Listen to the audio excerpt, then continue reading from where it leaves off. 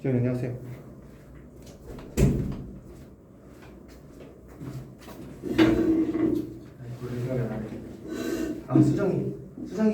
수정이. 아이고 깊이 잠들었다. 수정아. 아이고 수정아.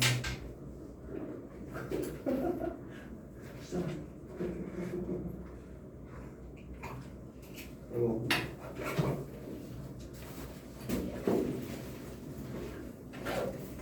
너무 피곤해.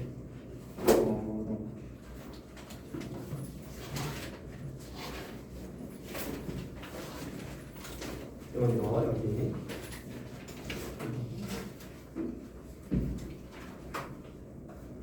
바로 수업 들어도 되겠어요? 정신 차려보고. 자, 우리 중세국어를 해봅시다.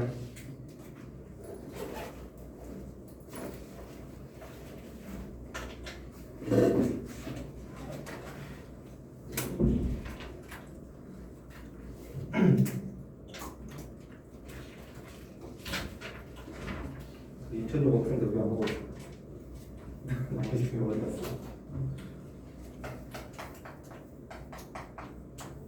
문법이에요. 중세 문법입니다. 우리 해야 될 것은 지금 중세국어 한 번이라도 들어본 적 있어요? 한 번도 없나? 중세국어에 대해서 우리 배울 건데 중세라고 하면은요 사실은 역사적으로 보면 고려부터 해서 정확하게 어느 지점인지 잘 모르겠어. 막 흥선대원군 말 나올 때 있잖아요. 여기다 쓸까? 흥선대원군 쓸까? 이 시절을 중세라고 말을 하거든요. 이 이후에는 이제 근대라고 합니다. 네, 근대고 여기를 중세라고 말을 해요. 그런데 우리가 중세 국어라고 할 때 이 전체를 말을 안 합니다. 왜냐하면은 훈민정음이 창제되기 이전의 중세는요 사실 우리가 문법적으로 고민을 할 필요가 없어. 왜? 뭐 한문 쓰고 한자 쓰고 이러잖아. 그거 우리가 배워서 뭐하게? 한자 아니고 우리 국어는 문자가 아니라 우리가 말하는 국어는요 공부를 할 수가 없어. 나와 있는 게 없으니까. 그렇기 때문에 우리가 공부해야 될 중세는 훈민정음 창제부터 여기 흥선대원군 이전까지입니다. 아시겠죠? 그래서 여기를 뭐라고 하냐면은 후기 중세라고 그래요. 후기 중세. 후기 중세 국어를 배운다고 생각하시면 좋을 것 같습니다. 아시겠죠? 후기 중세 국어. 사실상 짧은 거예요. 그렇게 길지가 않습니다. 후기 중세라는 짧은 기간 동안에 있었던 우리나라의 문법을 배우는 것이에요. 지금 오늘 같은 경우는 제가 이제 계획을 짜기를 1주, 2주, 3주라고 해서 제가 대충 나눠봤는데 3주는 이제 문제 풀이할 것이고 여기는 개념을 배울 것이고요. 2주 때는 이 개념을 다 하지 못한 게 있을 수 있거든요. 그럼 여기다 조금 더 뭐 위에서 하지 못했던 개념 외적인 걸 배우고 적용이라는 걸 해볼 거예요. 사실 이게 제일 중요해요. 중세국어에서. 중세국어에서 제일 중요한 건 이거죠. 이 개념을 배운 다음에 중세의 문헌들을 가지고 와가지고 그 개념이 어디에 적용이 되어 있는지 이 문서 중에서 글, 문학이라든지 글에서 이 문장이 어떤 개념이 들어있는지를 파악하는 게 제일 중요하다고 생각을 합니다. 예를 들면은 훈민정음 해례라든지 서문, 나란말싸미 등기계 달아 문자로 삼가마티 아니었어요. 그런 글이라든지 아니 용기어천가라든지 이런 글들이 있거든요. 여기에다가 이 개념을 적용하는 것이 제일 중요한 거라고 생각을 합니다. 그래서 오늘은 이제 개념에 대해서 공부를 하고요. 다음 주에는 여기 좀 더 초점을 맞춰가지고 한번 적용을 해보도록 하겠습니다. 이런 방식으로 3주를 준비했어요.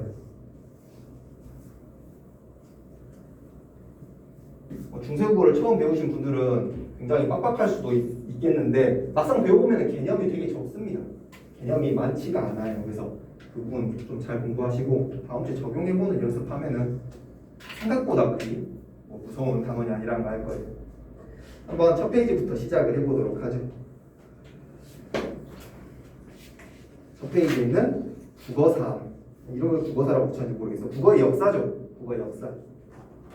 국어의 역사에서 훈민정음 만들어졌을 그때부터 시작을 해보도록 하겠습니다. 이번에 어디 뭐 인스타그램 보니까는 세종대왕님께 뭐 감사하다고 세종대왕님께서 어디까지 내다보셨냐고 막 그런 글이 있어가지고 눌러보았는데 훈민정음 해례에 보면은요 제일 시작이 어떻게 하냐면 아까도 말했지만은 나란 말싸움이 중국에 달하라고 해서 중국과 달라. 뭐가? 우리말이 중국과 달라서 문자가 서로 다르다고. 그래서 내가 문자를 만들었다는 말을 합니다. 중국과 다르다고. 이 말을 세종대왕이 했기 때문에 중국이 한글을 훈민정음을 자기네 말이라고 할 수가 없어.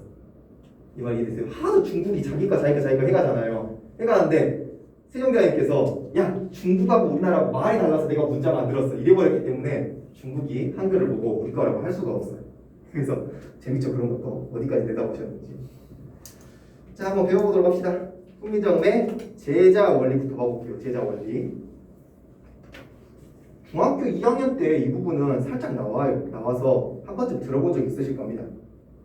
첫 번째 초성 글자의 제자 원리, 이제 비슷한 말로 자음이라고 해서 있습니다. 자음을 제작하는 원리라고 지금 써놓았네요. 첫 번째가 상형의 원리입니다. 상형의 원리. 우리 상형 문자라는 말 들어본 적 있죠? 한자 배울 때 상형 문자라고 배우잖아요. 뭡니까? 어떤 대상의 모양을 그대로 문자화 시킨 걸 상형 문자라고 하잖아요. 한글도 자음 5개는 상형 문자로 만들어집니다. 알고 있었나요? 성국이 알고 있었어? 모르고 있었어? 그 아래에 예시 한번 봐봅시다. 기역 같은 경우는 혀 뿌리가 목구멍을 막는 모양으로 만들었다고 하네요. 언제도 저희 책 하나 가져가시고. 이거 너무 오랜만에 들어본다.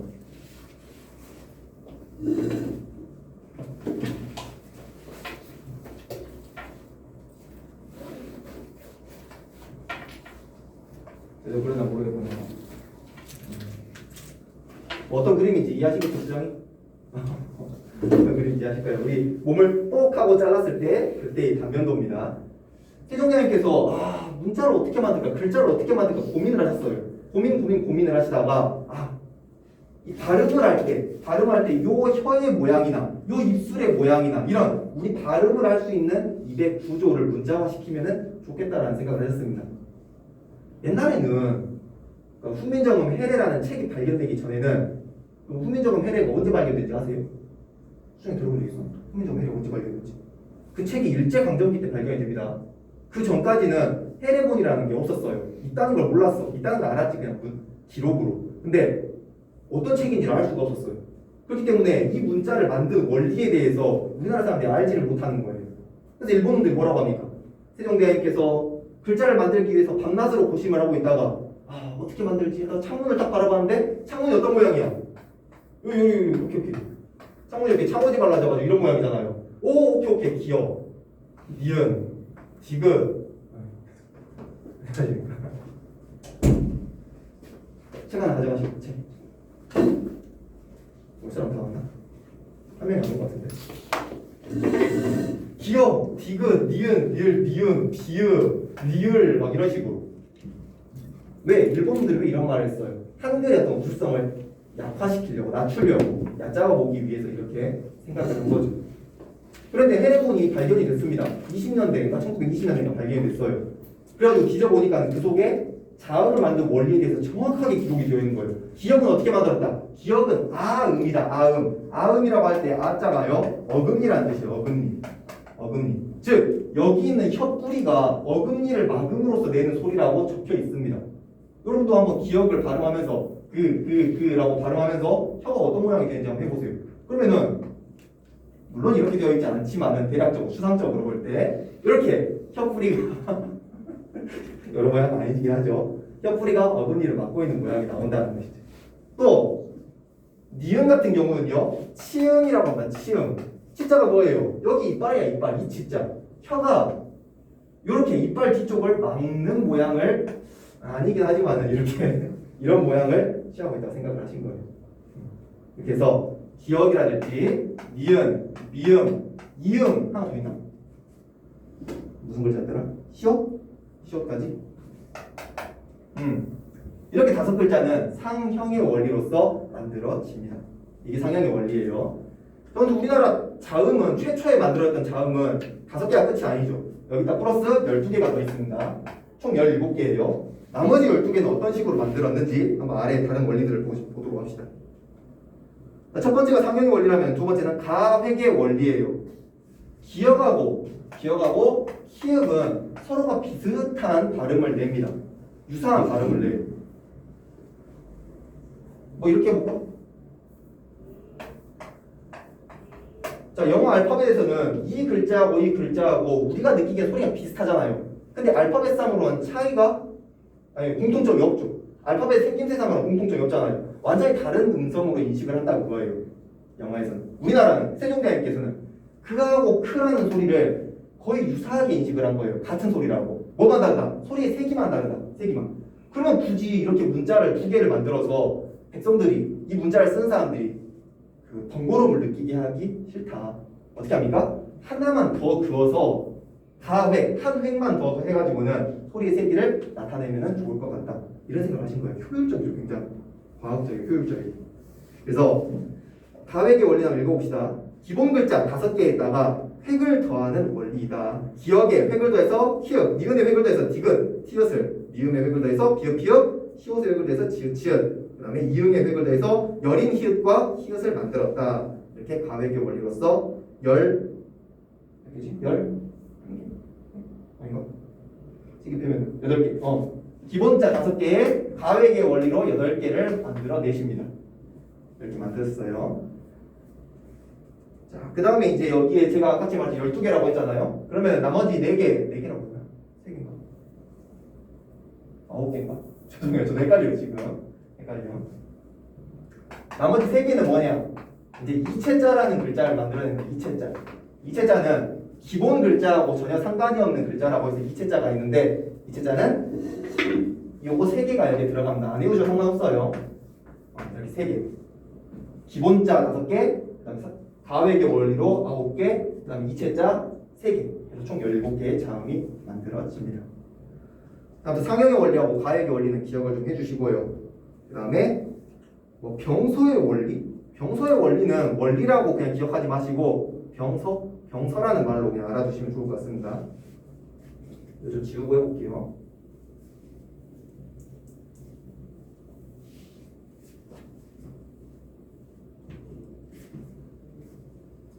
자, 병서의 원리 읽어보겠습니다.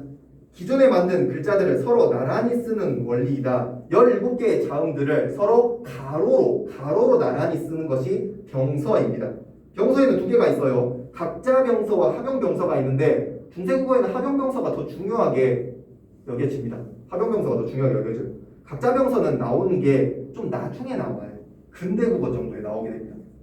중세국어 때는 합용병서가 훨씬 많이 등장을 합니다. 자, 각자병서 같은 경우에는 우리가 지금 말하는 쌍자음이라고 하나? 쌍자음, 된소리죠. 된소리 자음들이 각자병서에 들어가고요. 어두 자음군이라고 우리가 자음군이라고 말하는 자음군이라고 말하는 이런 거 있죠, 이런 거. 이런 것을 합용병서라고 말합니다. 합용병서. 이게 중세국어에는 뚜렷한 어떤 특징 중에 하나니까 알아두시길 바랍니다. 자, 서로 다른 글자를 가로로 나란히 쓰는 것이 합용병서입니다. 그 다음에 연서라는 말이 나오는데 연서는 한 가지예요. 나란히 쓰긴 하는데 위아래로 세로로 나란히 쓰는 것을 연서라고 합니다. 연서는 기존에 만든 글자들을 세로로 나란히 쓰는 원리인데 예시를 보면은 비읍 계열들 밑에다가 이응을 써놨죠. 이응. 이건 이제 여린 비읍이라고 이름을 붙입니다. 여린 비읍. 예를 들면은 뭐가 있을까? 옛날에 옛날에 이렇게 썼어요. 이렇게. 갈비. 발음을 할 때는 여린 비읍이기 때문에 입술을 좀 약하게 부딪히는 거예요. 브가 아니라 그럼 갈비 이렇게 한다는 거예요. 갈비. 진짜인지 아닌지 몰라. 우리 교수님이 그렇게 했었어. 갈비. 되게 좋아했었는데 갈비를. 맨날 예시를 교수님도 갈비 그래가지고 나도 갈비를 들었습니다. 실제로 연서는 중세국어에서 그렇게 많이 보이질 않습니다. 왜냐하면 이미 아까 말했잖아요. 후기 중세국어 이전에도 그 국어가 있었다고 했잖아요. 그때 이미 사라져요. 연서는 사라져. 남아있는 게 여린 비읍 하나뿐입니다. 뭐 예시를 들어준 거 이런 거 있잖아요.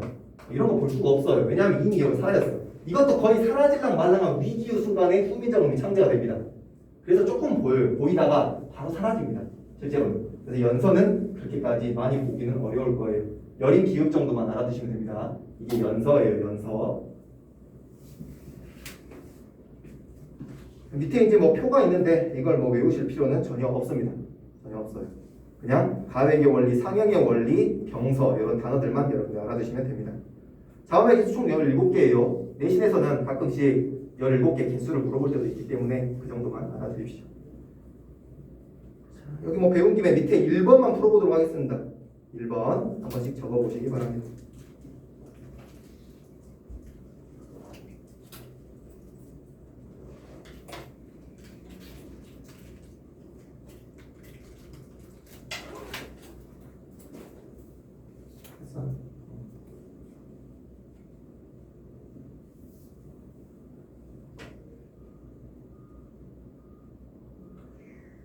훈민이 형의 헤레본이 지금 개인의 손에 들어있죠. 어디한테 내 기억 안 나. 저 경상도 사람인데 경상도 사람 그 개인이 소장을 하고 있습니다. 두 권 있어. 우리나라에 총 2권 있거든요. 2권인데 한 권은 나라가 가지고 있고 한 권은 그 어떤 개인이 가지고 있습니다. 근데 개인이 가지고 있는 그 훈민정음이 훨씬 더 페이지 수가 보존이 잘 되어 있어요. 나라가 가지고 있는 게 많이 소실이 됐습니다. 소실됐어요. 그래가지고 그걸 국가에 넘기라고 하는데 조금 많은 돈을 요구를 해요. 그 사람 국가에서 주려고 하는 돈의 10배 정도를 부릅니다. 나는 개인적으로 생각할 때 10배 주고라도 받았으면 좋겠어. 왜냐하면 개인이 그걸 보관하기 어렵단 말이에요. 몇 년 전 거야. 500년 전 책이에요. 그래서 들리는 소문에 의하면은 그게 보관이 잘못되어서 썩고 있다라는 말이 있어. 태웠다는데. 태워? 몰라. 그건 알 수가 없는데 소문이 있어. 소문. 자기 말로는 잘 보존이 되었다고 해요. 잘 보존이 되어 있다고 하는데 믿을 수가 없는 일이니까는 그걸 하면 좋겠는데 어떻게 사면 좋겠는데 안타까운 일이죠. 그거. 뒤로 넘겨봅시다.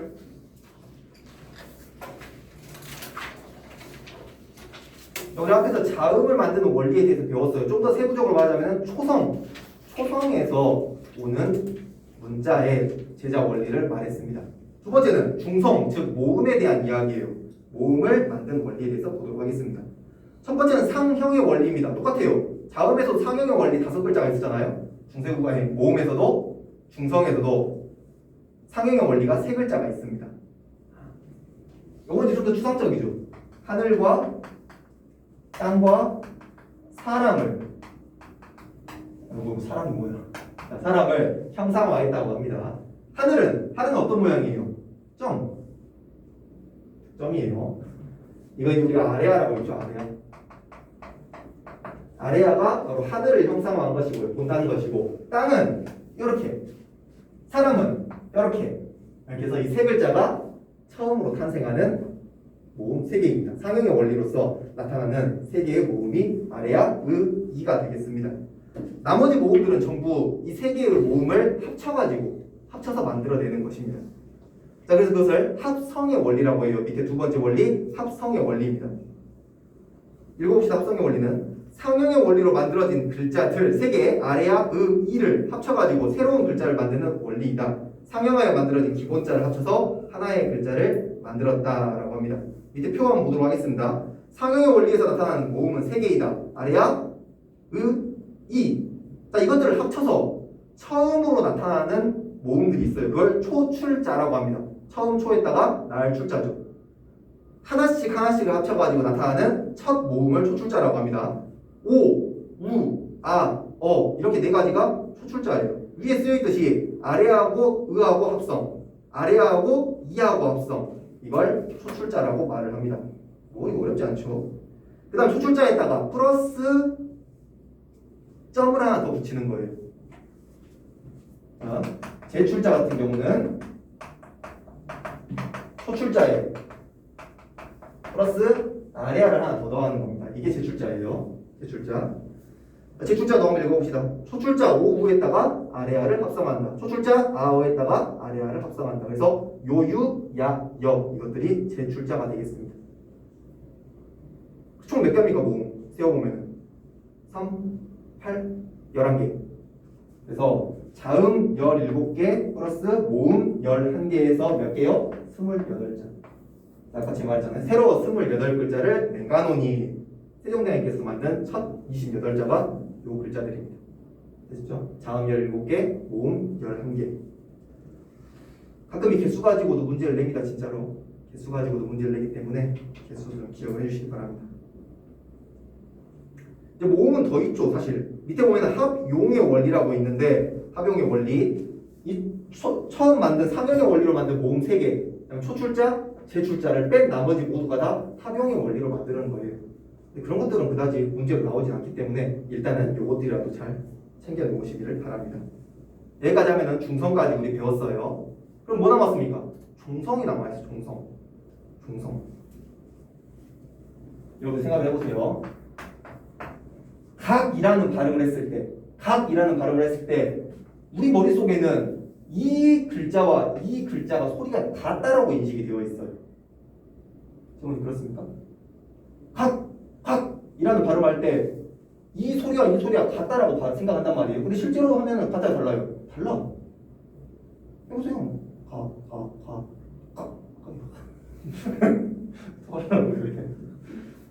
두 개의 소리가 달라. 두 개의 소리가 달라. 그렇다면은 문자를 만든 사람 입장에서는 이 소리가 다르기 때문에 여기에 17글자 배치하고 여기에 11글자 배치하고 그 다음에 여기에다가 뭐 8글자 만들면 된단 말이에요. 그래서 몇 개? 36개의 소리를 만들면 돼. 세종대왕이 생각할 때 굳이 내가 생각했을 때 비슷한 것 같은데? 야, 그게 대단한 거죠. 그게 대단한 거. 지금이야 뭐 음성학적으로 기계를 사용해가지고는 어떻게 다른지 판단해볼 수 있겠지만은 그때는 완전 추상적으로 세종대왕이 생각해내야 되는 거잖아요. 그래서 그때 밑에 글자가 이 위에 글자들의 소리와 중복된다라고 세종대왕이 판단을 한 거예요. 그래서 여기 한번 읽어봅시다. 종성은 글자를 따로 만들지 않고 종성, 부용, 초성의 원리를 적용을 하였다. 말이 어려워 보이죠? 설명해드릴게요. 이는 세종대왕이 종성과 초성의 소리가 비슷함을 알고 있었음을 나타내주는 것으로 이로 인해 적은 수의 글자로 우리말을 표기하게 만들었다. 대단하죠? 36자가 될 뻔한 것을 28글자로 막 줄여주셨어. 백성들이 쓰기 쉽게 만들고. 우리 나중에 이제 훈민정음 해례본의 서문을 배우겠지만은 거기에 글자 왜 만들었다고 되어 있어요? 애민정신으로. 백성들을 사랑하기 때문에. 문자를 모르는 백성들이 쉽게 사용할 수 있도록 만든 것이 훈민정음이기 때문에 최대한 쉽게, 최대한 효율적으로 그렇게 만들어내신 거라고 생각하면 됩니다. 종성부용 초성을 한번 말씀드리겠습니다.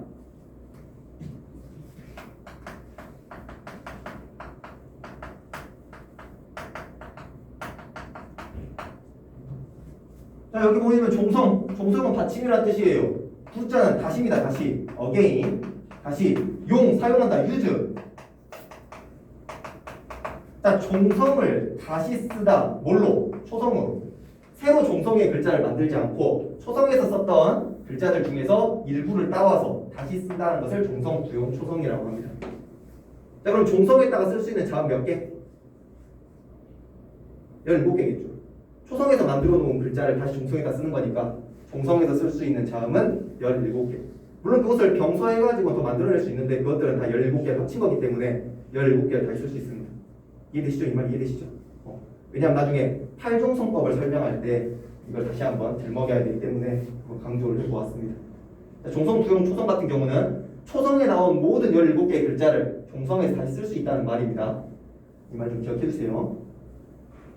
자, 이렇게 하면은 종성, 초성, 중성 다 한 번씩 살펴보았습니다. 밑에 1번, 2번, 3번까지 한번 해보시기 바랍니다. 1번, 2번, 3번.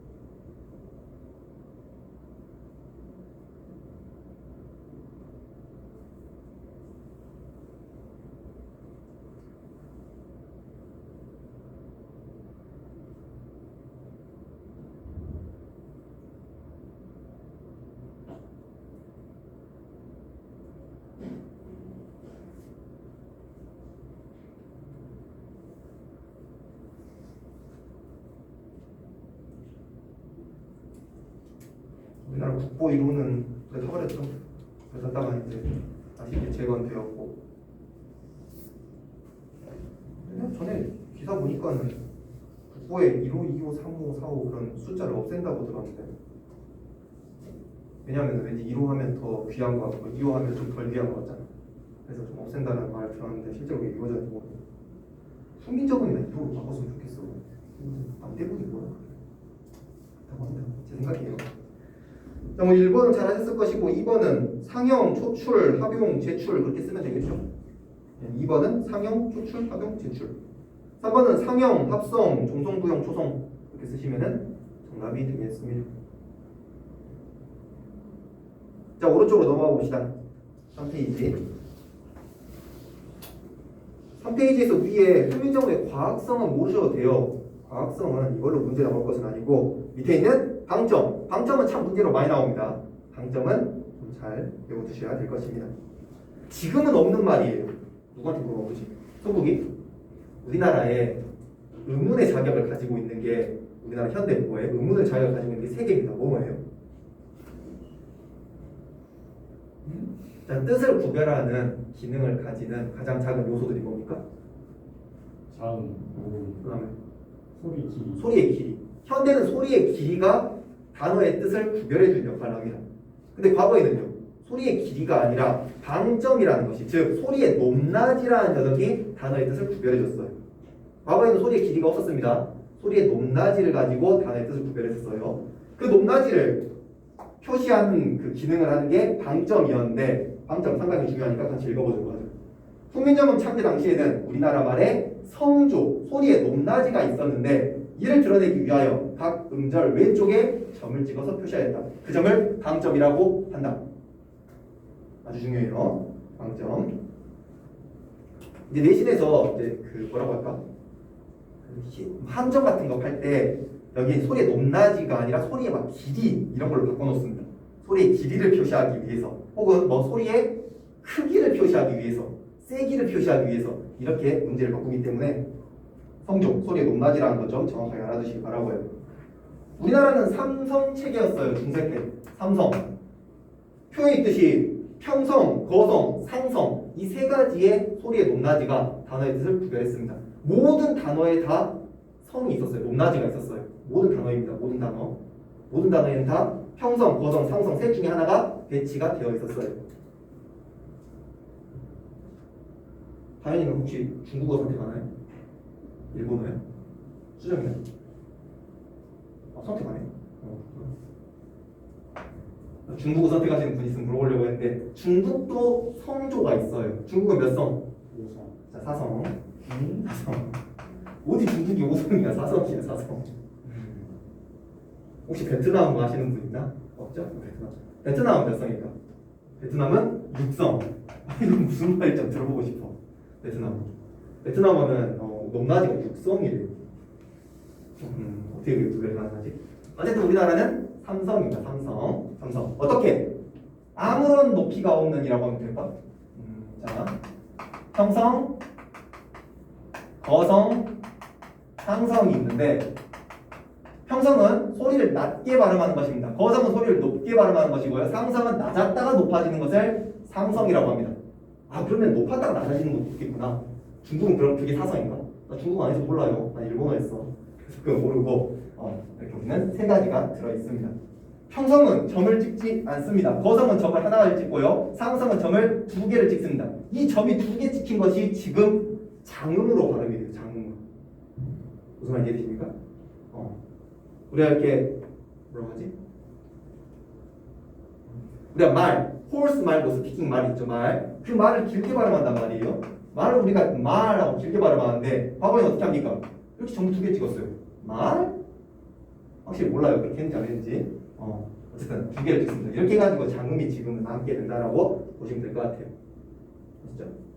이제 이거 가지고 내신도 그렇고 모의고사도 그렇고 함정을 파는데 점이 안 찍혀 있다 보니까는 성조가 없다라고 인식을 하는 경우들이 있습니다. 점이 안 찍혀 있어도 성조가 있어요. 모든 단어에는 성조가 들어 있습니다. 이거 좀 놓치지 마시기 바랍니다. 자, 한번 봐볼까? 점이 없는 것을 평성, 소리를 낮은 소리로 내고 손. 거성은 높은 소리. 어떻게 해야 되지? 몰라요. 자, 하나 해보겠습니다. 굉장히 유명한 거 하나 해볼게요.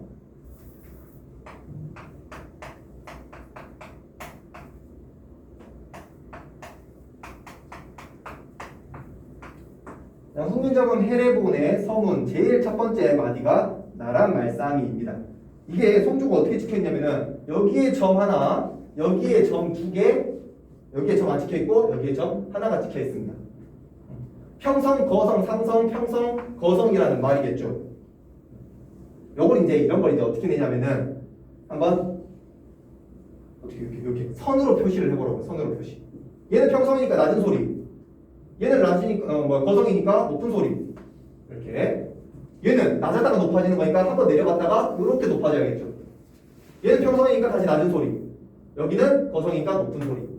이렇게 해가지고 선택지 1, 2, 3, 4, 5번 적어놓고서는 맞는 선을 고르라는 문제들이 많이 나옵니다. 어렵지 않죠? 왠지 할 수 있을 것 같아요. 발음해볼래? 어떻게 하면 될까? 나란 말싸미 이렇게 하면 되려나? 나란 말싸미 중기게 달아. 아무튼 그랬던 것 같아요. 그렇게 했다는 거지 진짜로. 근데 그렇게 했는지 안 했는지 몰라. 조상님들이 이제 어떻게 했는지 모르고 추측할 뿐이에요. 추측을 할 때 높낮이로 발음을 했다는 거. 아까 말씀드렸다시피 스피킹에 해당하는 말 상성이 찍혀서 지금 우리가 자문으로 발음을 하게 됩니다. 아무튼 요거 중요했습니다. 2번 문제 한번 풀어보시기 바랍니다. 어렵지 않아요? 2번 같은 경우에 점만 구별할 수 있으시면 되는 거니까 평, 상, 거 적어보시기 바랍니다.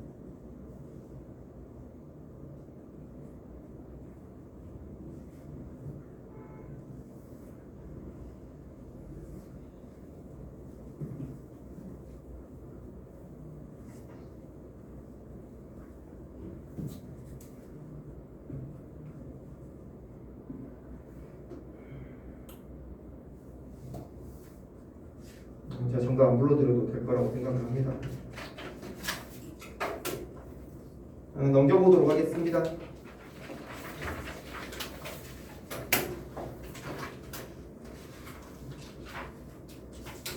자, 우리가 앞에는 지금까지 의문에 대해서 배운 거예요. 중세국어의 의문에 대해서 배웠습니다. 이제는 뭘 배우냐면은 표기에 대해서. 표기, 뭔 차이인지 모르겠네. 우리 이제 한글 맞춤법에서 배웠었죠? 표음주의냐, 표의주의냐 거기에 대해서 배운다고 생각하시면 됩니다. 표음주의냐, 표의주의냐. 자, 이어적기. 훈민정음 창제 이후의 기본적인 표기 원리는 소리나는 대로 이어적기였다. 즉, 표음주의로 적으라 그 말입니다. 표음주의 중에서 소리 나는 대로 이어 적는 부분을 여기서 첫 번째로 제시를 하고 있습니다. 단어의 소리가 아닌 단어의 뜻을 밝혀서 그 형태를 고정해서 적는 현대의 맞춤법과는 달리 발음을 중요시한 음소적인 표기 방법의 결과이다. 음소 밑에다가 표음주의라고 적어두시면 됩니다. 형태 음소적 표기하고 음소적 표기라는 말이 있습니다. 형태 음소적 표기와 음소적 표기라는 말이 있는데 음소적 표기를 표음주의라고 그냥 기억을 하시면 됩니다. 형태 음소적 표기를 표의주의라고 기억하시면 돼요. 일단은 그렇게 대충 알아두시면 될 거예요. 참고로 저희도 한번 말씀드린 적이 있는데 표음주의는요 쓰기가 쉬워요. 쓰기가 쉬워. 쓰는 사람이 쓰기가 쉽게 만드는 것을 표음주의라고 합니다. 왜? 소리 나는 대로 그냥 써버리면 되니까. 내가 발음하는 대로 그냥 자음들 쫓아서 배치하면 되는 거니까. 쓰는 사람이 편합니다. 표의주의는요 뜻을 파악하기가 쉬워지는 것이죠. 누가? 읽는 사람. 이건 읽는 사람이 파악하기 쉬운 것이고 이건 쓰는 사람이 쓰기가 편해지는 것입니다. 그랬을 때 당연히 글자라는 것은 의사소통을 하기 위함이에요. 즉 뜻을 전달하기 위함이야. 뜻을 파악하는 사람이 쉽게 받아들여야 되기 때문에 우리는 지금 표의주의를 쓰고 있는 것입니다. 세종대왕님도 훈민정음을 만들 때 표의주의로 쓰기를 원했어요. 표의주의로 써야 되는데 대단하신 분이죠. 표의주의로 써야 되는데라고 생각했는데 아니 백성들이 처음부터 이걸 받아들이자니 어려울 것 같아. 그러니까는 내가 표의주의를 선택하고 싶지만은 표음주의로 처음에는 쓰는 게 좋을 것 같다. 자연스럽게 표의주의로 바뀌겠지. 그래서 중세국어에서 우리가 말하는 지금 중세는 후기 중세입니다. 중세국어에서 근대로 올수록 자연스럽게 표음주의와 표의주의가 섞여서 나타나게 되고요. 점차 표의주의로 바뀌어갑니다. 글을 보면 알아. 글을 보면은 표음주의가 많이 쓰였으면은 그러니까 후기 중세국어. 그 다음에 여기 뭐야? 표의주의, 끊어잡기가 많이 쓰여 있으면은 근대 쪽으로 가까워져 있을 것이고 보면 알아요. 보면. 아시겠죠? 이어잡기의 반대말은 끊어잡기입니다. 밑에 적혀 있어요. 이어잡기의 반대말은 끊어잡기라고 아래에 있으니까 또 읽어봅시다.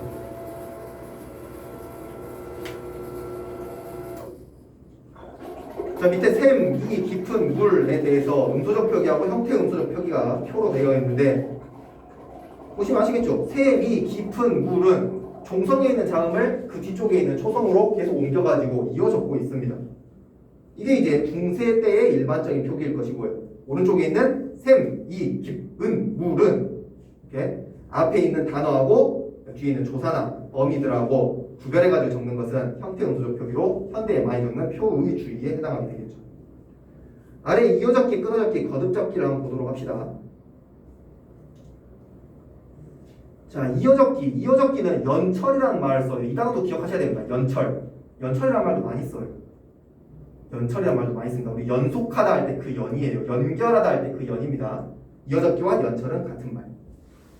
그 다음에 끊어잡기는 분철이라고 합니다. 분철도 기억하셔야죠. 나눌 분자입니다. 분리시키다 할 때 그 분자예요. 끊어잡기. 거듭잡기라는 게 있는데 얘는 굉장히 과도기적인 표기입니다.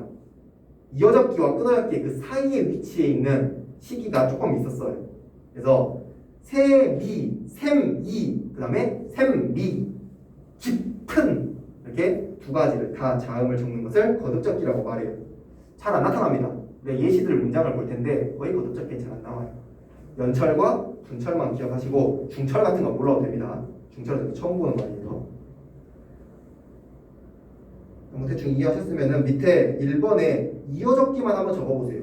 끊어적기나 거듭적기 적을 필요 없습니다. 이어적기만 한번 적어보시고 오른쪽에 동그라미만 한번 쳐보시기 바랍니다. 2번 문제도 동그라미 쳐보시고.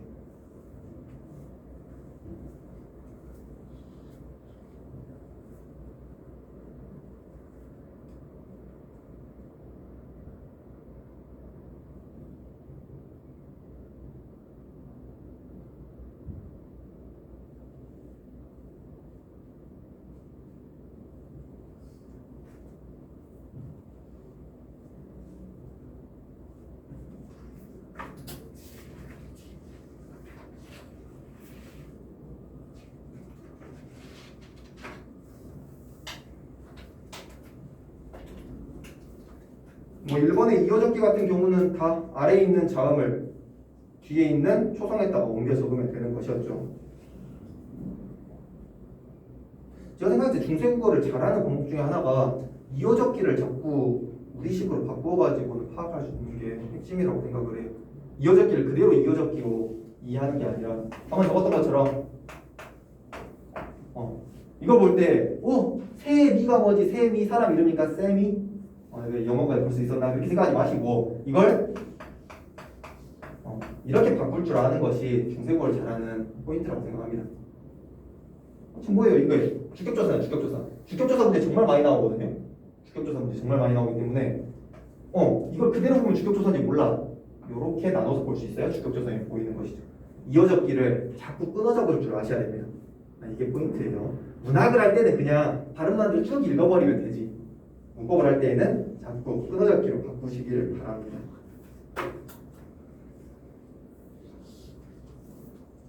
혹시 뿌리 깊은 나무라는 드라마 보셨나요? 본 사람 없죠? 굉장히 옛날 드라마니까.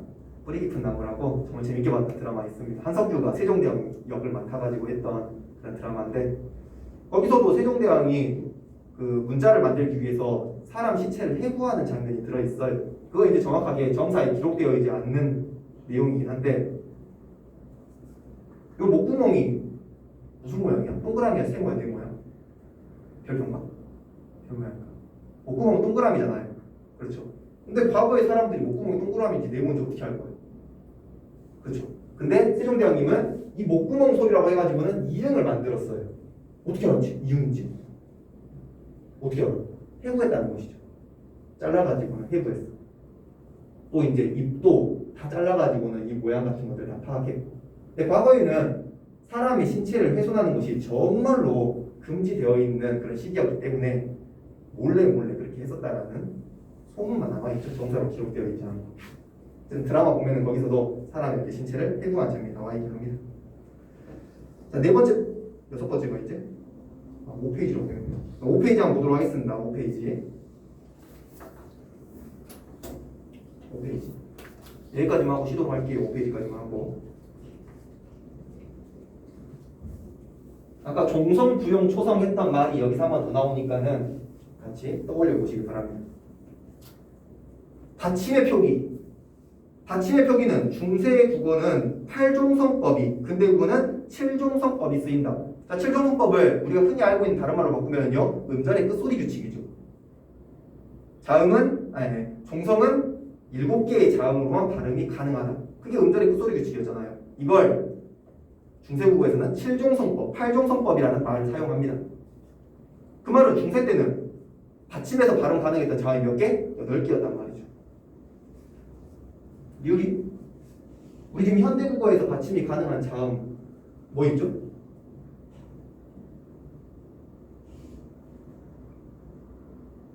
음절의 끝소리 규칙 말하는 거죠. 지긋, 미은, 가면, 란, 물, 빵, 울 해서 이렇게 7가지가 받침에서 발음이 가능한 자음 7개였습니다. 근데 8개래요. 중세국어는 8개래. 여기다 추가가 하나가 뭐가 됩니까? 시험.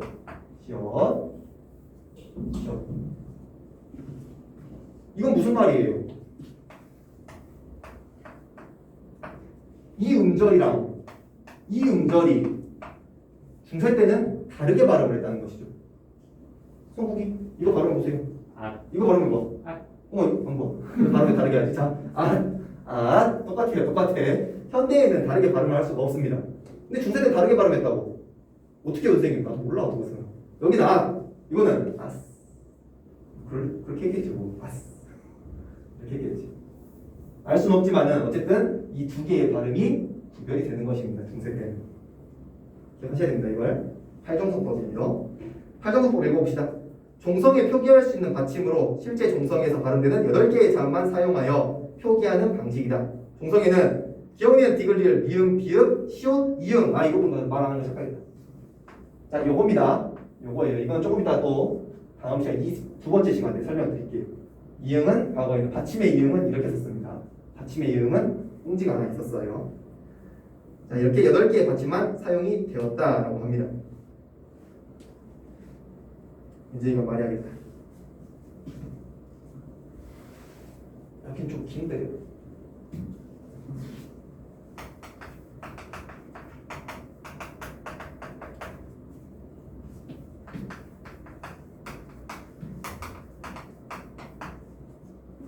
자, 표를 한번 적어보도록 하겠습니다. 중세 때는 발음이 가능한 자음이 몇 개였다고요? 8개. 현대에는 발음이 가능한 자음이 몇 개? 7개. 요걸 8종성법, 이걸 7종성법이라고 말했었습니다. 자, 근데 현대에는 발음은 7개로 되지만은 표기는 몇 개로 할 수가 있습니까? 표기는 지 마음대로. 맞죠? 우리 나라 자음이 몇 개였더라? 19개였던가? 우리나라 자음이 19개죠? 19개 다 적을 수 있어요. 적긴 다 적을 수 있지. 또 2개의 자음을 겹쳐가지고까지 적을 수가 있습니다. 그러니까 마음대로 적을 수가 있어. 읽을 수만 없다 뿐이지. 예를 들어서 이거 적을 수 있잖아요. 또 이렇게 적을 수 있잖아요. 이렇게 해볼까? 적을 수 있잖아. 적을 수 있는데 발음이 7개로만 가능하다는 것이죠.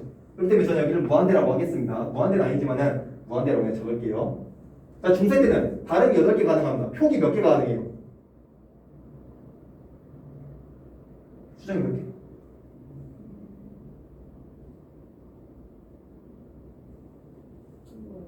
모르겠어? 다현이 몇 개? 표기 모르겠어? 자, 여러분 표기 8개. 왜요? 소리 나는 대로 적는다고 했잖아요. 발음이 8개가 가능하기 때문에 소리 나는 대로 적는 표기도 8개가 가능한 거예요. 8개만. 무슨 말인지 아시겠습니까? 우리가 이걸 뭐라고 해요? 이걸 표음주의, 이걸 표음주의라고 하죠. 이 표기를 보고 말하는 건데, 표기. 중세 때는 받침에 적혀있는 8개를 보면서 표음주의, 발음 나은 대로 적은 것이고요. 그 다음에 현대에는 아무거나 다 적을 수 있어. 원형을 밝혀가지고 단어의 원형을 밝혀서 목 모양을 밝혀서 적습니다. 표기주의로. 발음할 때만 7개로 바꿔서 음절의 끝소리 규칙을 실현시키는 것이죠. 이거 기억하셔야 돼요. 이거. 자, 그런데 중세 때 이렇게 쓰면 되나? 자, 이거 플라워예요. 플라워. 어찌 플라워? 영어 잘 못 쓰겠어. 누구한테 물어보지? 채연이? 이런 표기 중세 때 가능했을까요? 불가능했을까요? 우리가 지금까지 배운 대로 하면 불가능하죠. 왜냐하면 8개의 자음에 포함이 안 되니까. 8개의 자음 발음할 수 있는 걸 그대로 적기 때문에 이런 건 있으면 안 돼요. 있으면 안 돼. 근데 표기가 되어 있는 게 있어요. 중세 때는 우리가 알고 있는 문법의 규칙에서 벗어나는 표기들이 많습니다. 왜냐면 문법이 정립이 안 된대요, 그때는. 그러니까 이렇게도 적었다, 저렇게도 적었다 그래요. 그러니까 이것은 팔정선법의 예외적인 표기인 것이죠. 팔정선법의 예외적인 표기. 이걸 보면서 뭐라고 해요? 종성, 주용, 조성이라고 하는 거예요. 이거 보면서. 그러니까 팔정선법을 잘 지키고 있는 것은 팔정선법이라고 말을 하고, 팔정선법을 지키려면 어떻게 써야 되겠어? 이렇게 써야죠. 곧. 지읒의 대표음은 시옷입니다. 지금이 아닌 디귿이지만 과거에 시옷이었어. 자, 이거는 팔정선법이라고 이야기합니다. 이건 팔정선법이 아니잖아. 이걸 뭐라고 해요? 종성, 주용, 조성이라고 합니다. 모든 자음, 17개의 모든 자음을 종성에서 사용할 수 있다는 말이죠. 여기가 좀 여러분이 헷갈려 할 만하고 자주 나오는 부분이니까 한 번씩 기억을 하시기 바랍니다.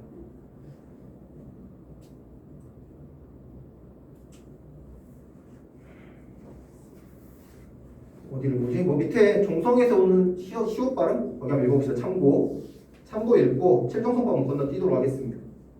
현대국어에서는 종성에서 모든 자음이 표기할 수 있지만은 발음할 때는 7가지 자음밖에 소리 나지 못한다. 음절의 끝소리 규칙이라고 현대에는 우리가 배웠습니다.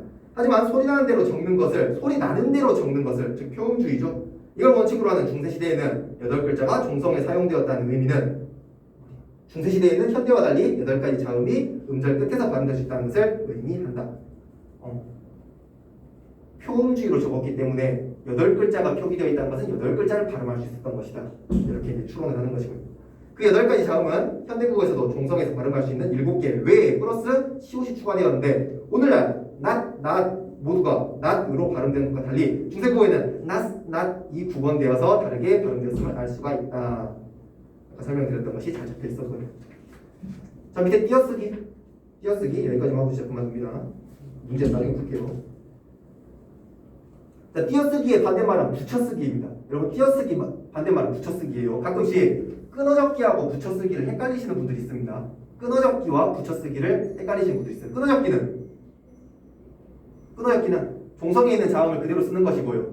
붙여쓰기는 무슨 말이에요? 그냥 음절 하나하나를 붙여쓴다는 거지. 띄어쓰기, 스페이스바를 안 누른다고. 붙여쓰기하고 그 다음에 띄어쓰기가 반대말이고 이어적기와 끊어적기가 반대말입니다. 아시겠죠? 이 용어들을 착각하지 마시기 바랍니다. 현대국어와 달리 중세국어와 근대국어에 있는 시기에는 띄어쓰기가 이루어지지 않았다. 왜요? 세로쓰기여서 세로쓰기. 지금이야 예시라고 해가지고 가로쓰기가 되어 있지만은 이 모든 것들이 중세 때는 전부 세로쓰기였습니다. 그러니까 띄어쓸 필요가 없는 것이죠. 띄어쓰질 않았습니다. 이렇게 쭉 붙여있기 때문에 여러분들이 나눌 줄 아셔야 할 것입니다. 여기까지 한 다음에 쉬었다가 계속 해보겠습니다.